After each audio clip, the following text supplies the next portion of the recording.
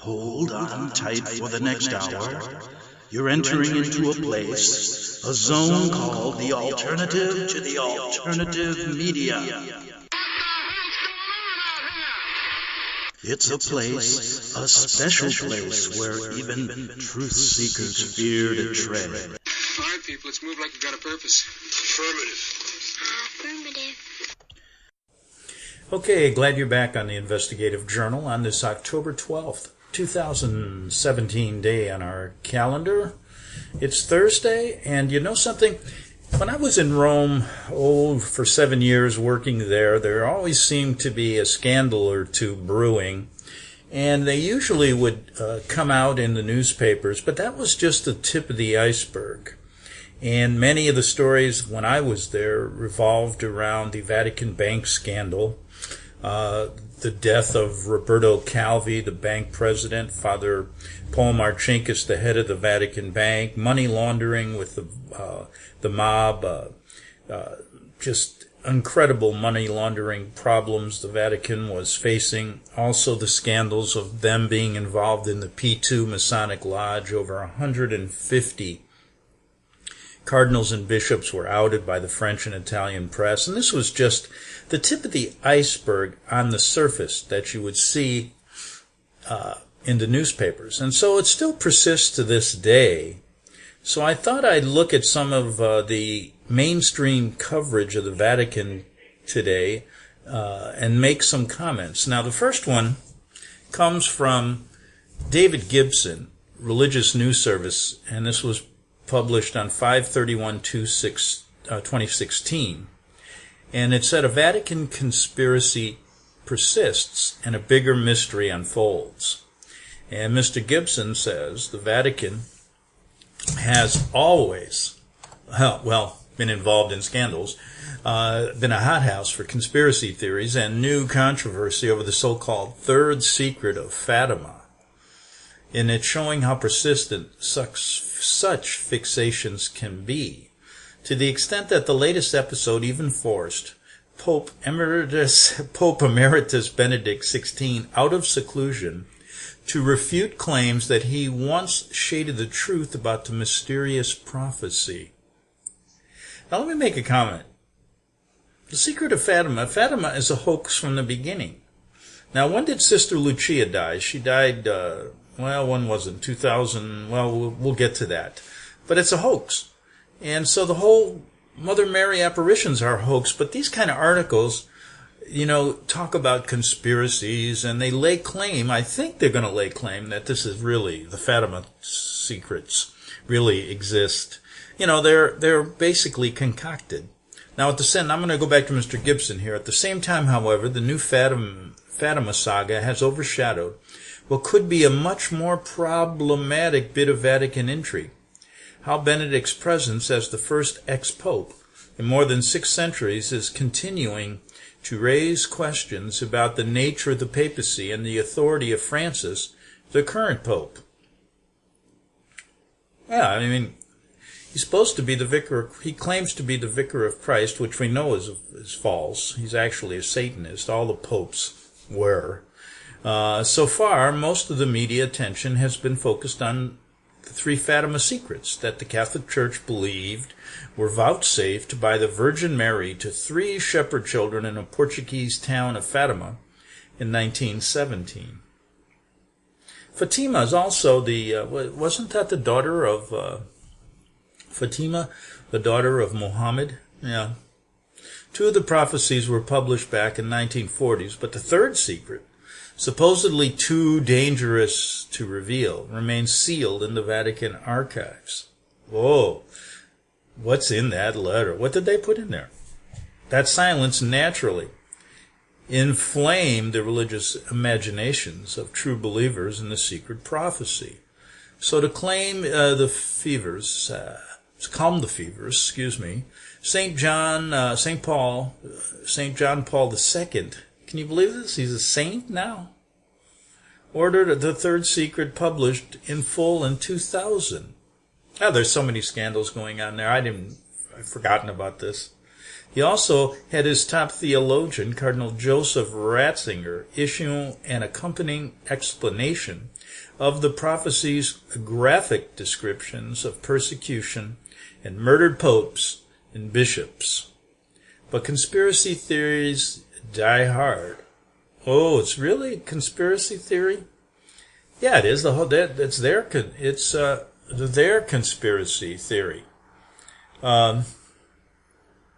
And this year, he says, shortly after the May 13th feast of Our Lady of Fatima, that's back in 2016, okay?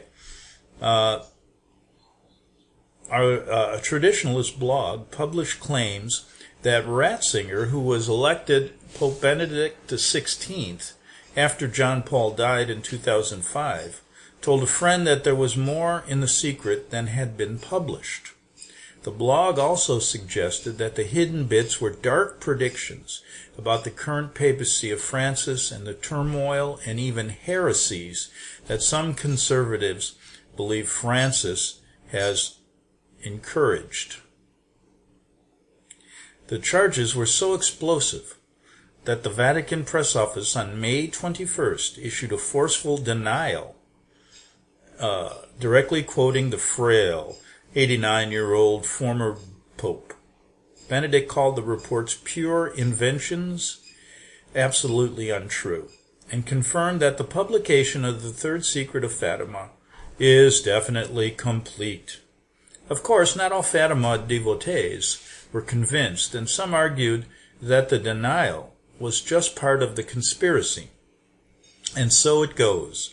From Dan Brown's Da Vinci Code to rumors of rigged conclaves, from the medieval legend of Pope Joan to whispers of Masonic plots and papal assassinations, Rome's secretive culture sprouts intrigues like mushrooms. Funny thing is, and this is me speaking, most of them are true. But they cover them in rumor, in conspiracy theories. But just as the Fatima story was making headlines, Benedict's longtime personal aide, Archbishop George Ganswein, delivered a surprisingly candid speech that reignited the equally potent issue of whether there are two popes or one, or whether the papacy itself has been redefined. Speaking at a May 20th, 2016 event at Rome's Gregorian University, thank you for naming one after me, for the launch of a book dedicated to Benedict's pontificate, and a day before Benedict's Fatima statement gained so much attention, Ganswein said that the papacy remains the foundation of the Catholic Church, but he said the papal ministry is not the same as before. Benedict, he explained, left the papal throne, and yet with the step he took on February 11, 2013, he has not abandoned his papal ministry. Ganswein said quitting in that sense would have been quite impossible after his irrevocable acceptance of the office in April 2005. When the conclave of cardinals elected Benedict Pope, Ganswein went out to say that Benedict intentionally built a personal office with a collegial dimension, almost a communal ministry. Consequently, he said, there are not two popes, but de facto an expanded ministry with an active member and a contemplative member, referring to Francis and Benedict. Boy, do they come up with stories, don't they? It's incredible. The emeritus pope, had taken only one step to decide to make room for a successor and a new stage in the history of the papacy. Now, elements of this talk, if you're really interested in this BS, were reported by various outlets, but the National Catholic Register has the most complete version. It's an open question as to whether Ganswein clarified and confused the concept of what the papacy is today. I'll tell you what it is today. It's a racket. It's a money laundering operation. It's a fraud. That's what it is. And nobody wants to, in the mainstream, everybody wants to cover that up. But do they ever get to the fact they're not Christians? I mean, this is all a pagan ceremony they do up there. And the people that are going to the pews and the card-carrying Catholics have been hoodwinked.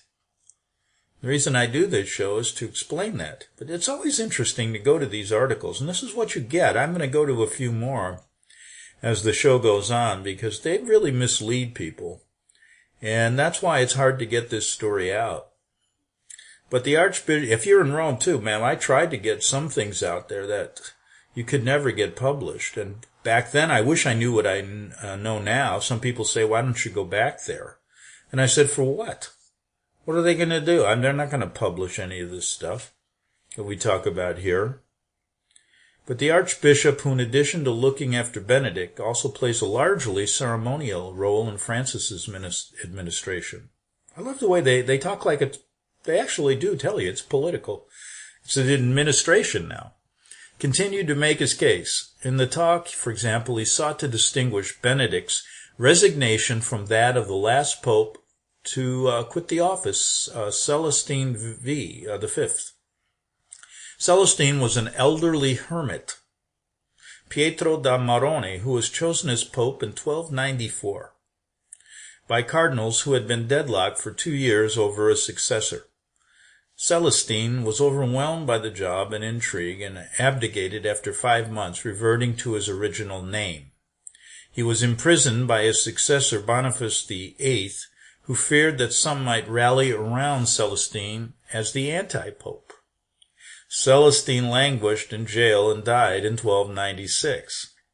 In his speech, Gainswain said Benedict's resignation was not akin to Celestine's, but unlike Celestine, Benedict did not return to using his baptismal name, Joseph Ratzinger, after he stepped down, nor did he stop wearing the distinctive white papal cassock.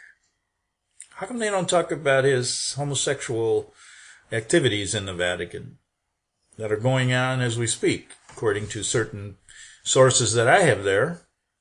Yet Gainswain's assertions actually seem to run counter to some of Benedict's own words.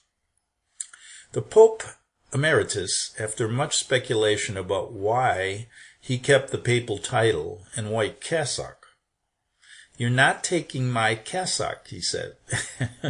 "That's mine, and I can wear it anywhere I want." Told in an interview in 2014 that there were no other clothes available when he resigned. An explanation that many found odd, to say the least. You know, they got billions of dollars and they can't get him a pair of pants and a shirt? That's crazy, isn't it? Okay.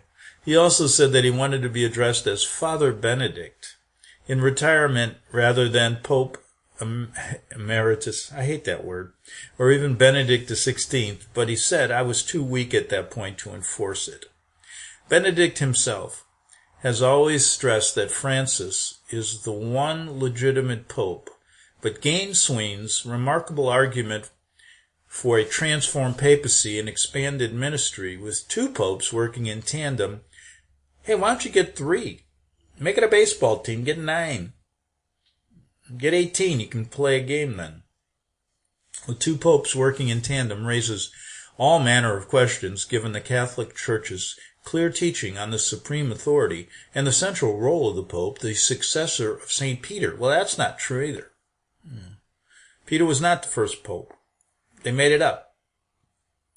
Indeed, from the moment Benedict stunned the Catholic world, and especially his tradition-minded allies, there was a debate over whether a Pope could in fact resign, or abdicate. I guess he did, or retire. Benedict himself used the term renounce. In his infirm final years, Saint John Paul II, who I may add was a cyanide salesman in Poland before he became Pope, declared that such a resignation was impossible. Did Christ come down from the cross? He reportedly said. Gainswain seemed to be trying to thread the needle by noting that while Benedict did resign, Benedict is also in some sense still Pope. What is it, I love this double talk. Not everyone was convinced. Gainswing's claims that we have two popes, clearly absurd and ridiculous, tweeted Massimo Fagioli, a church historian and theologian at Villanova University. From the other side of the spectrum, the blogger known as Augustinius, who writes for the traditionalist website Rorate, Scaeli, responded to Gainswing's speech by arguing that the idea that the papacy itself has now been transformed in its very depths, and that to effect his transformation, Benedict XVI's will and actions in February 2013 were enough, raises extremely sensitive, nay, disturbing questions about the very theology of the Church. You know, boy, here we go. Somebody calling me right during the show here. But anyway, I want to continue. Rocco Palmo, who writes a clerical insiders blog called Whispers in the Loggia, called Gainswing's model a papal diarchy, as opposed to a monarchy, diarchy. That was already being championed by the Italian media 2 years ago by fans of Benedict. Under the reasoning, Benedict renounced the governance aspect of the papacy, but shares the other powers, and he remains in a monastery in the Vatican itself to express that shared authority. Now that's a recipe for Vatican conspiracy, as big as the third secret of Fatima. And the flames don't need much fanning, given how Francis has shaken conservatives. Benedict was in fact already a rallying point for Catholics unhappy with Francis, and the retired Pope's disciples continue to launch initiatives to promote Benedict's legacy. Oh well. Moreover, when the Pope pledged to stay hidden from the world following his stunning resignation, he has periodically appeared at Vatican events, often at the behest of Francis, who encourages him to be a grandfatherly figure to the Church. He also regularly speaks and writes to faithful followers to convey his views on various issues. All of that has sparked the dry kindling of conspiracy. Now Benedict's own right-hand man has thrown gas onto the fire, and it seems unlikely to die down any time soon. Now, in his speech at the Gregorian, Gainswing expressed regret for comments he made in March describing Benedict, who was about to turn 89, as a candle that is slowly, serenely fading. That remark sent jolts of panic through many in the Church, and a few obituary writers. Gainswing said, however, that this comment was stupid. Benedict, while frail, is mentally sharp, he said, and continues to receive visitors and deal with correspondence. Gainswing also said that Benedict may make a major public appearance at the Vatican on June 29th, which will mark the 65th anniversary of his ordination as a priest. This may present an opportunity to show that Benedict XVI is well. I don't know if he ever showed up. I know he's still around, as of a couple of weeks ago. It may also be an opportunity to touch off another round of speculation about who really is the Pope, or if there are two popes. And if that weren't enough, the Vatican has announced that Francis, the other Pope, is planning to visit Fatima next year for the Marian apparitions and for the, 100 years ago, all right? At this point, the plot lines could write themselves. Now, this guy's an award-winning religious journalist, author, and filmmaker. He writes, until recently covered the religious beat for AOL's Politics Daily.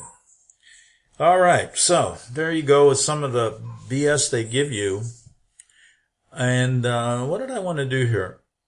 Let's look beyond the Da Vinci Code in the last few minutes and the best books about the Vatican. I wonder what that is. How come they don't put in The Rulers of Evil by Tupper Saucy? That's what I want to know. So what is this? Let's see.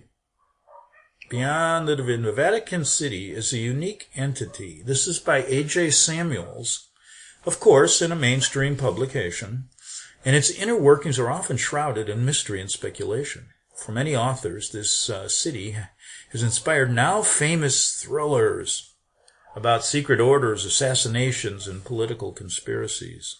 The Vatican Trilogy by Morris West. The Thyri Secret by Steve Berry. God's Spy by Juan Gomez Guardo. And of course, The Da Vinci Code by Dan Brown, to name only a few. You know, all of these books are probably misleading. And although these stories can be addictive and entertaining, they propagate several conspiracy theories about life in the Vatican. See, they make it out like this isn't true. Like the stuff we talk about here never goes on. And it does. The popular media portraying the world's smallest country as a sensational center of religious intrigue and scandal. Here we'll take a look at 5 books that offer a more balanced view of this fascinating... Oh, that's what we need. A balanced view of this fascinating... I'm looking at the River Tiber here with the bridge I used to cross and the Vatican in the background. Okay, here's one that you shouldn't read. You know, like Mark Twain said, probably it's better to be illiterate. Look how many bad books like this you never have to read. When in Rome, A Journal of Life in the Vatican, Robert Hutchinson. Don't read that. It's a lighthearted and humorous account about living in the Holy See. He moved there in 96, looking to capture the true essence of this place. Why don't you talk about the satanic worshiping down below? He's a cover artist for them. The Thought of Pope Benedict XVI's New Edition, An Introduction to Theology of Joseph Ratzinger, by Aidan Nichols. Yes, I'd love to read this book, wouldn't you? So truthful. Oh my God. Here's one. Absolute Monarchs, A History of the Papacy. This guy, Absolute Monarchs. I'm sure you won't get all the truth on that one. Then we got Michelangelo in the Sistine Chapel. Michelangelo's masterpiece in the ceiling of the Sistine Chapel has inspired awe in countless visitors, and they crane their necks and gaze in wonder. I think I'll pass on that. Here's one, The Vatican, by Michael Collins. Secrets and Treasures of the Holy City. An adept historian, Collins is, they say, a Vatican insider, gives an overreaching view of daily life in the world's smallest nation. This thorough guide is bound in a hardcover coffee table format to better showcase several stunning photographs. Oh, just what I want. Boy, I tell you, don't read these books. There's a couple more here. I'm not even going to get into them. What else? Okay. So there I wanted to give you a couple little stories coming out of the mainstream. And I do have some more, and I can get to those in the second half hour. And maybe, the Vatican scandal heats up. The Tribune covered that in 2015. Let's see what else we got here. Spies in the Vatican, Espionage and Intrigue from Napoleon to the Holocaust. That's on Amazon. The BBC in 2013. Vatican Suspense and Intrigue. BBC News. Cardinals are cautioned against giving interviews whilst the Vatican brings in the cameras to show off stuff. And we got Vatican leaks and the WikiLeaks Vatican, the VatiLeaks scandal is... on Wikipedia. And Reuters wrote in 2012, Pope Benedict is fighting the worst crisis of his papacy. Okay. Pope's rebuff to conservative cardinal stirs Vatican intrigue in 2015. So we're talking about Francis and disrupting the conservatives. Now, the one I want to get to in the second half hour is the Vatican mole left secret messages hidden in a confession box in a Renaissance church in Rome. And that's a story we kind of forgot about. And it did hit the news, and it's a mainstream story. It doesn't get into the real nitty-gritty of the Vatican. But I think it'd be good to look at it and see. It was written February 7th, 2017, so it's not that long ago. And in the meantime, we'll take a short break, and I'll be back in 3 minutes on the Investigative Journal.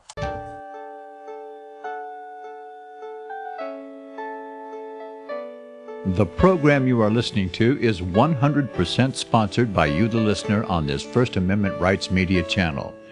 You will notice that there are few commercials on this radio network. There's a good reason for that. corporate advertising dollars come with strings that limit program content. So without your help, these programs cannot continue on internet or our several affiliates. If you benefit by the educational law programs, we ask you to give. If you are admonished or nurtured by the Bible and ministry programs, we ask you to give. If some voice a cause that you are passionate about, we ask you to give.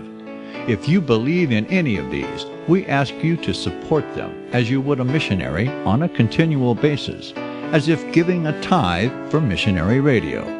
These programs are not commercially viable and must be supported by those faithful to the cause of truth.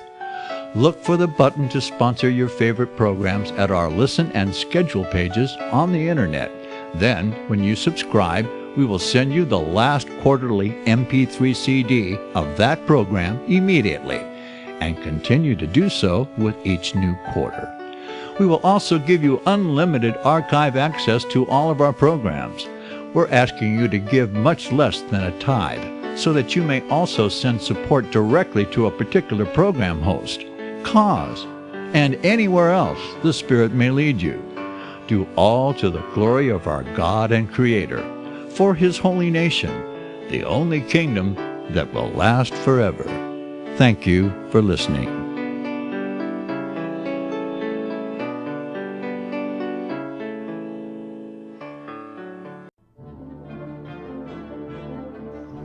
Visit crosstheborder.org, C-R-O-S-S, crosstheborder.org, to get your print, EPUB, or PDF version of Nicholas Arthur's new book titled When the Third Temple is Built. That's crosstheborder.org. When it comes to prophecy today, much of the evangelical Christian world has their eyes on Israel, waiting and watching to see when the third temple will begin to be built.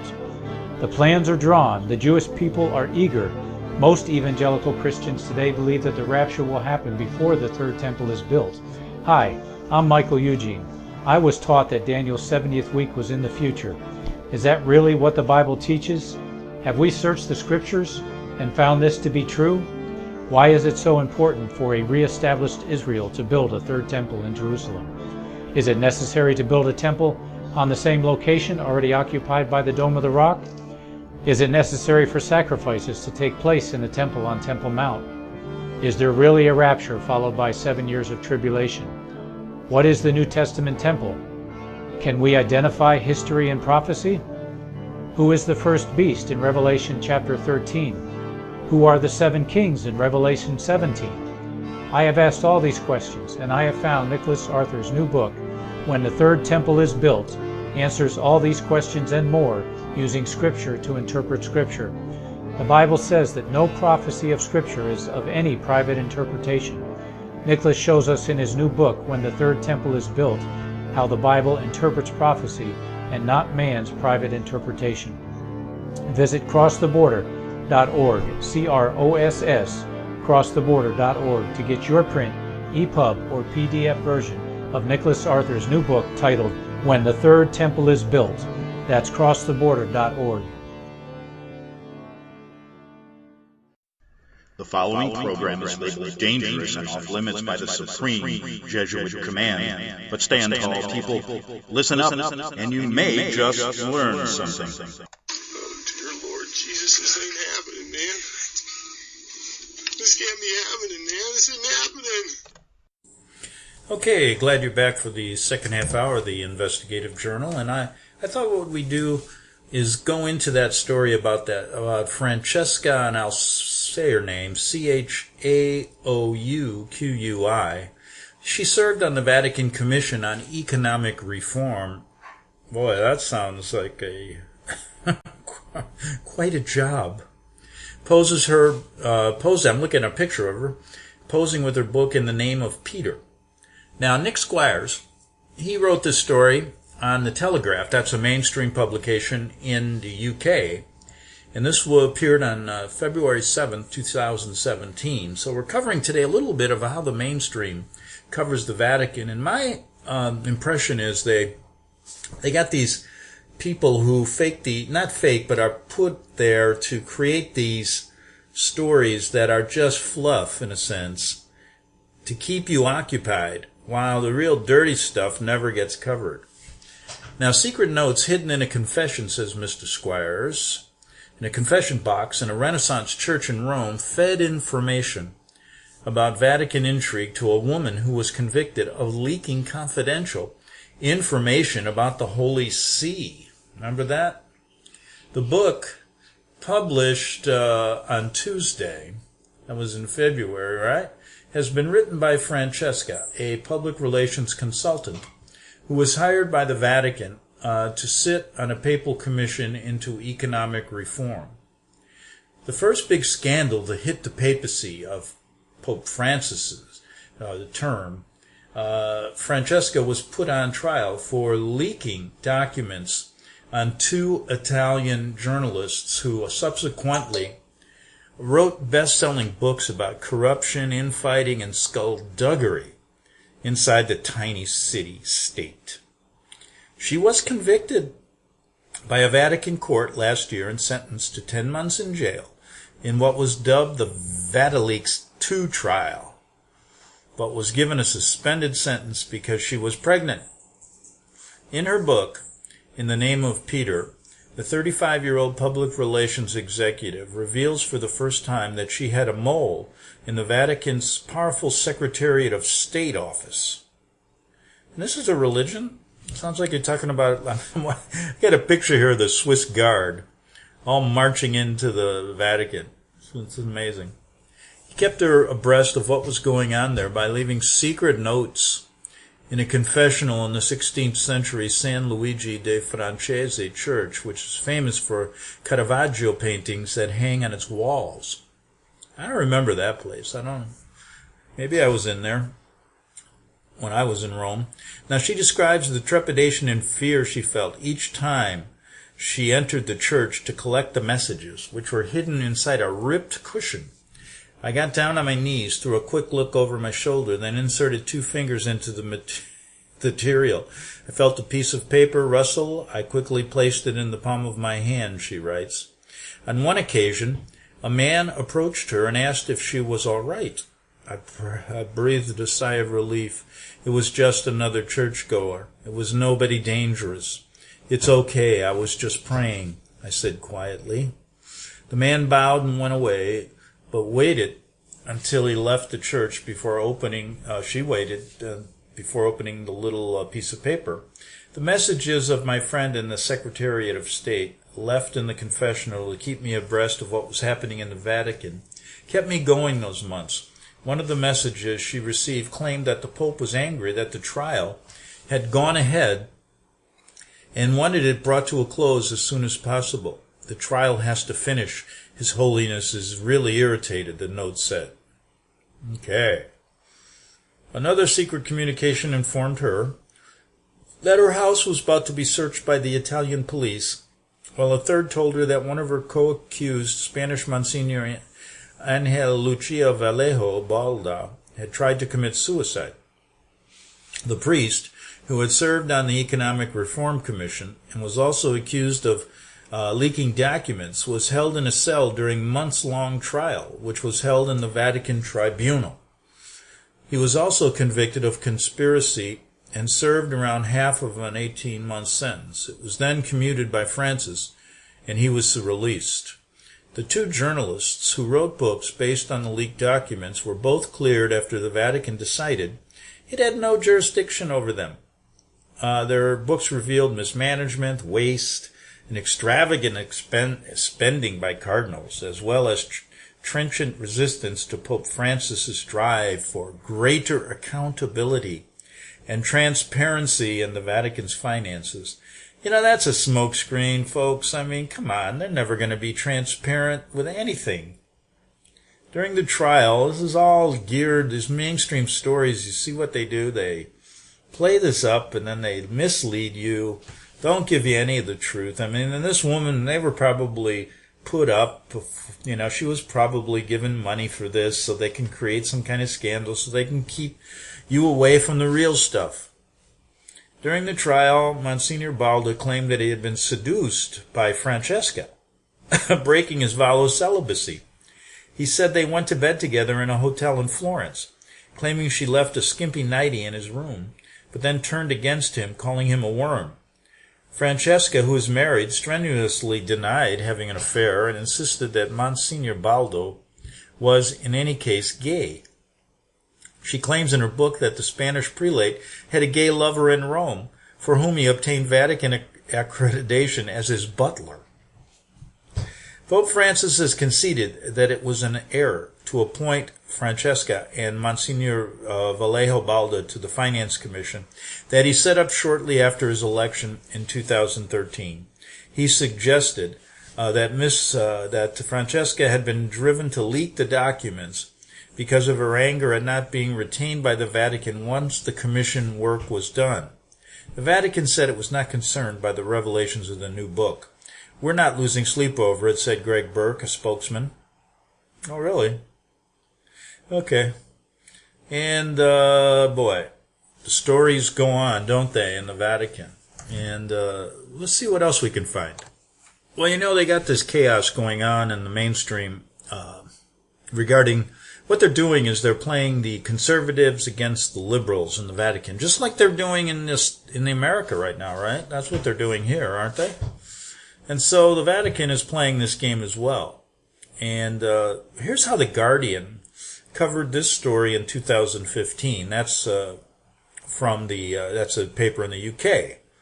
And you see how they feed this stuff to the people, and they take it as, really what's going on. There's conservatives and liberals. They're playing the Hegelian dialectic. And he says here, Francis's cancellation of a trip to meet Angelo Scola is seen as the latest snub for the Archbishop of Milan, and church observers are questioning its meaning. Now, see, this is what people read. I mean, they read this garbage, and they never get to the bottom of what this organization really is all about.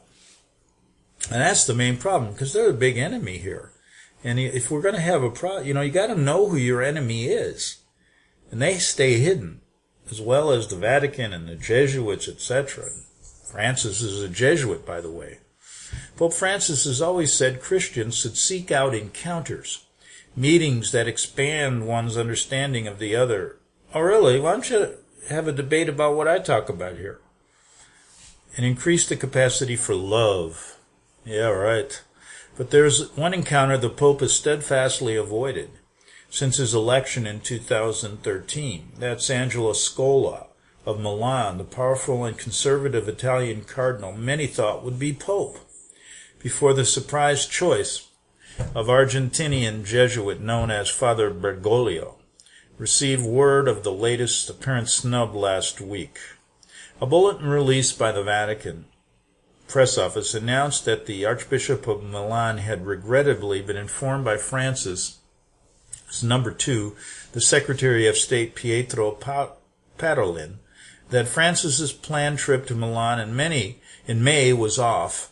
The Pope had too many commitments in Rome. Last year, Francis fell ill shortly before 2 planned meetings with Scola.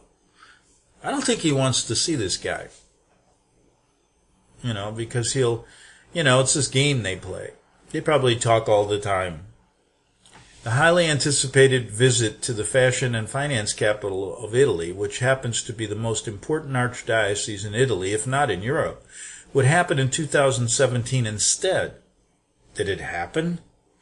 I don't know. This was written when? Let me see. When was this story written? 2015. Okay. I'll have to check it out. As if I care. But anyway, it fell to an Italian newspaper, Il Fatto Quotidiano, to point out the awkward fact that Scola is reaching retirement age, after which he will serve at the pleasure of the Pope. In other words, he might not be around, professionally speaking, by 2017.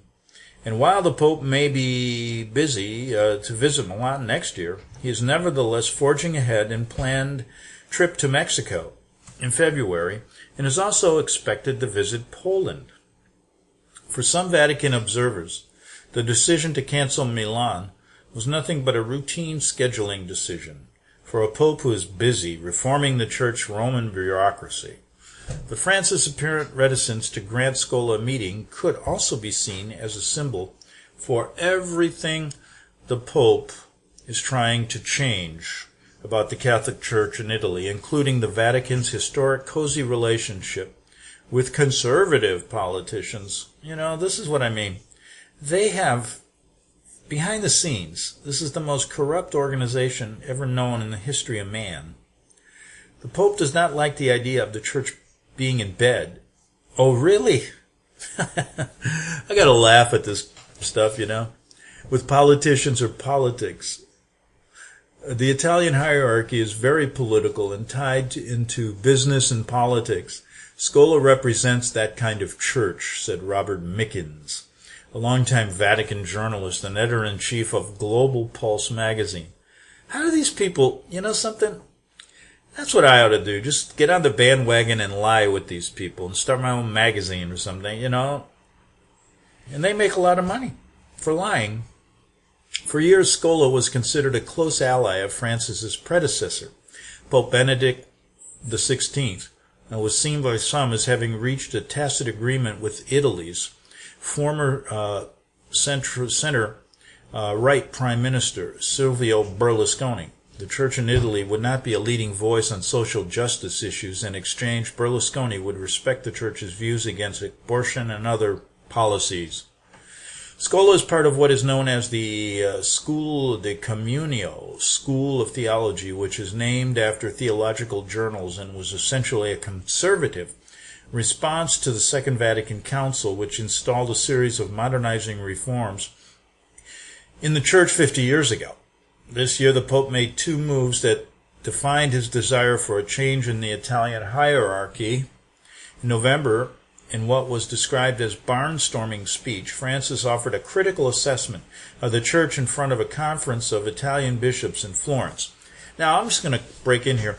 I keep up with some of their, some of the stuff the mainstream covers, and it's good at times to go back and look, because what happens here is, you forget about you get a lot of information by, if you know the true story about them, you can see how they, present these lies to the people, and they have their journalists and their newspapers all writing about it.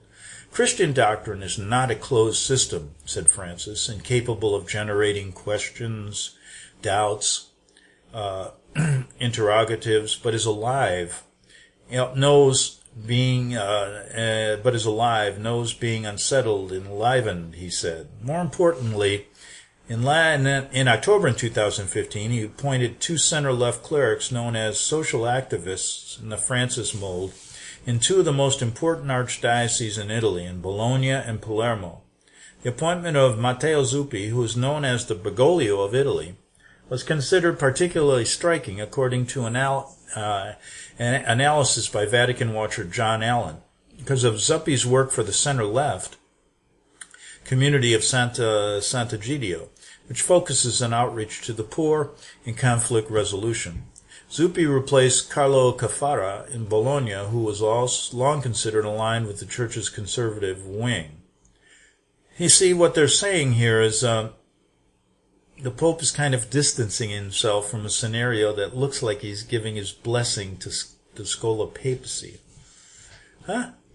Mickens notes that Francis could also be avoiding a meeting with Scola, still a possible candidate to replace him someday, so he does not give any appearance of endorsing this Italian. In 2013, the Conservative Italian Bishops' Conference was so convinced that Scola, one of their own, would be chosen as the next pope, that they accidentally released a press release expressing joy and thanks for the Milan's cardinal election 10 minutes after Francis made his first appearance as pope. Okay, that's enough of this story. Let's see what else we can find. So we got, what about this? I always wondered, did I read Benedict? We go back to 2012. I just want to see what Wikipedia has to say about Vatileaks, which I didn't really get in. Okay, here we go. It's a scandal initially involving leaked Vatican documents exposing alleged corruption. In addition, an internal Vatican investigation purportedly uncovered the blackmailing of homosexual clergy by individuals outside the church. Italian journalist Gianluigi Nuzzi published letters from Archbishop Carlo Maria Vignano in which he begged not to be transferred for having exposed alleged corruption that cost the Holy See millions in higher contract prices. The name Vatileaks is a play on the word WikiLeaks, a not-for-profit media organization whose goal is to bring important news and information to the public. Over the following months, the situation widened as documents were leaked to Italian journalists uncovering power struggles inside the Vatican over its efforts to show greater financial transparency and comply with international norms to fight money laundering. Yeah, right, they're the biggest money laundering operation in the world and they'll continue to be, no matter what they say here. In 2012, an anonymous letter made the headlines for its warning of a death threat against Pope Benedict XVI.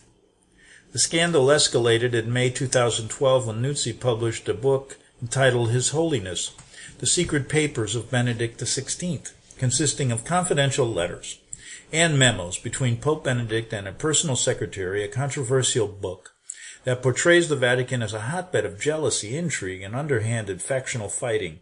The book reveals details about the Pope's personal finances and includes tales of bribes made to procure an audience with him.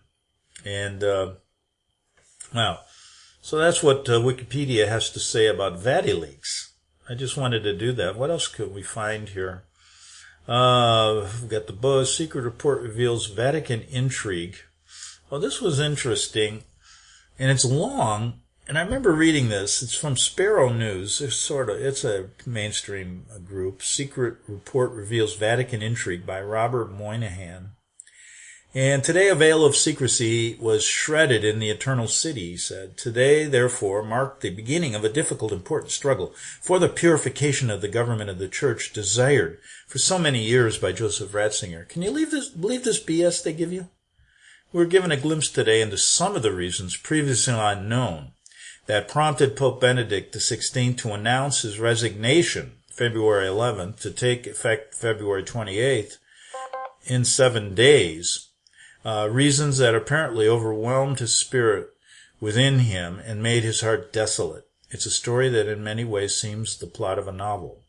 It is a story of blackmail and betrayal at the highest levels of the church and allegedly of a homosexual lobby organized within the Vatican to influence and obtain important decisions. To recount this story, I will simply set forth, says Moynihan, how I learned about it in the course of an ordinary day in Rome. What can you tell me about the American cardinals? I began my day at 6 a.m. editing a book I am preparing on one of the cardinals whom I admire greatly. Oh, that should give you an idea not to read his book. I had not expected the conclave to come so soon, and had expected to prepare the book at a more leisurely pace for publication later this year. See, these guys, they got these books published, and it's all lies. At 9:45 a.m., I went to the Vatican, and shortly after 10 a.m., met for 30 minutes with European cardinal, who will be going into the... Why didn't they let me talk to to Cardinal Marcinkus, or Archbishop Marcinkus, during that scandal? Because, oh boy, in a few days, a good and wise man who might himself be a candidate to be the next pope. I guess not. He asked me a number of questions about the American cardinals. I answered as cautiously and as truthfully as I could. The cardinal's questions and his interest in my remarks make clear to me that the cardinals themselves may be trying to understand each other. And that's an impossibility. In order to understand who among them may have the qualities of a strong, effective global leader for the church in this unprecedented time. At 10:50, I walked into the press office, greeted Salvatore Izzo as he sat typing in the first booth. I regard him as one of the leading Vaticanisti. Greeted Ania Ardemayak, who writes for the Inside the Vatican, and then greeted Paddy Agnew from Dublin, Ireland, correspondent for the Irish Times, whom I have known since the 1980s. Paddy was busily typing away. Next to his computer, spread out on the large table in the center of the press office, was an Italian newspaper open to page 17. It was a full-page story about something related to the Vatican. There was a large picture of Pope Benedict and Cardinal Tarcisio Bertone and 3 smaller photos. Striking thing was that Patty had marked almost every single paragraph of the story with colored markers, some in yellow, some in red, some in blue. "What's that?" I asked. "Something important?" "Read it," he said, typing away. "It's from this morning's La Repubblica. Someone has leaked the results of the Cardinals Commission investigation." So there you go, La Repubblica. I used to read that and translate it all the time. It's a sort of center-left paper founded in the mid-70s, along with 3 other papers of similar outlook, El País in Madrid, Liberation in Paris, France, and The Independent in London, England. I'm not saying there was a relationship between the papers or that same people were behind all of them, just making the observation that they were all founded at nearly the same time. Well, it gives you kind of an idea what they were doing.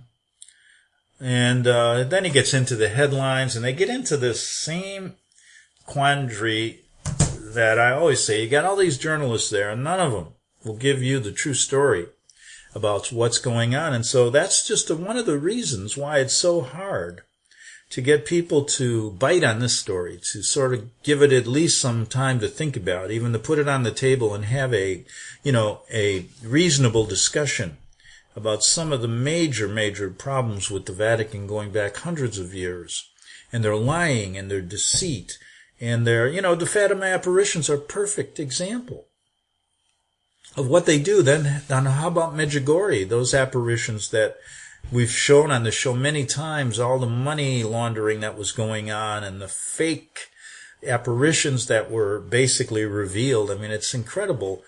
And you don't get a word of that out of Patty Agnew and all those people in that press room and all these guys who write these books that I told you not to read. That's why I brought them out. Don't read those. I'm telling you, I mean, you want to waste your time, go ahead. But there's so many more important. Why don't they put Rulers of Evil on there? That's a good one. And it's one I recommend you read. But anyway, we're running short on time.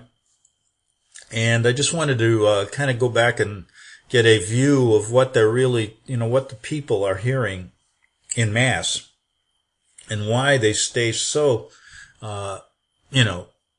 blind of what the Vatican is really all about. And that's really, in a nutshell, when you listen to this show, you'll get an idea. I mean, if you only heard that, you would never get to the point that we are at on this show to get to the real nitty-gritty of Vatican intrigue.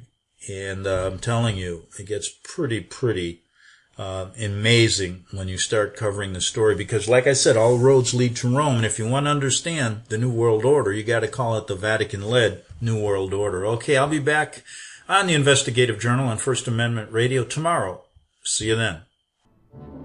The book of Revelation says, "The spirit of prophecy is the testimony of Jesus Christ." This is at the very heart of FirstAmendmentRadio.com. In that spirit, we have created the Prophecy Reality News app for all of your mobile devices, streaming First Amendment Radio 24 hours a day, 7 days a week. Available for your Apple, Android device, and smartphone, absolutely free.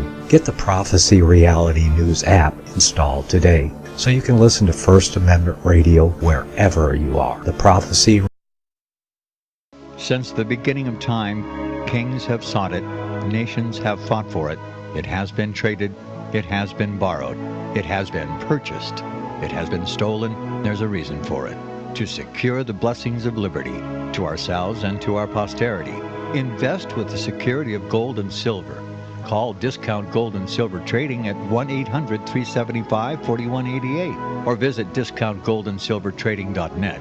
Listen to Financial Survival with your host Melody Cedarstrom right here on FirstAmendmentRadio.com at 4 p.m. Eastern or 1 p.m. Pacific Time.